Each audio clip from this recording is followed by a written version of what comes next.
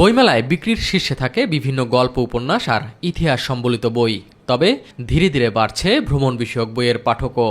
দেশ বিদেশের বিভিন্ন দর্শনীয় স্থান সম্পর্কে জানার আগ্রহ রয়েছে অনেকের। সেই সব ভ্রমণ প্রেমীরা বইমেলায় খুঁজছেন এই সম্পর্কিত বই। নির্দিষ্ট জায়গাগুলোতে যেতে পারি না, ভ্রমণ বিষয়ক বইগুলো পড়ে সেই স্বাদ, সেই গন্ধ, সেই রং আমরা কিছুটা হলেও নিতে চাই। এজন্যই ভ্রমণ বিষয়ক লেখাগুলো আস্তে আস্তে জনপ্রিয় হয়ে উঠছে। ভিন্ন ভিন্ন মানুষের ভিন্ন ভিন্ন রকমের মেন্টালিটি আছে এবং সেটাকে ফিট করার জন্য, সেই ক্ষুধা নিবারণ করার জন্য ভিন্ন ভিন্ন টপিকের বই মানুষ চাই। পাঠক চাহিদার কথা মাথায় রেখে প্রকাশনাগুলোও আন্তরিক ভ্রমণ বিষয়ক বই প্রকাশে। তাই তো বইমেলায় প্রায় প্রতিটি স্টলেই কম বেশি দেখা মিলেছে ভ্রমণ সাহিত্য কিংবা ইতিহাস।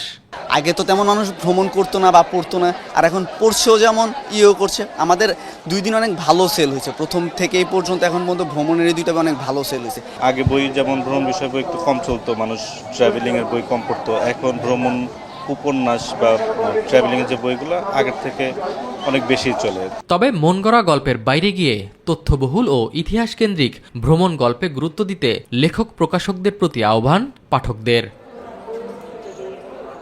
এস এম আরিফ, মাই টিভি, ঢাকা।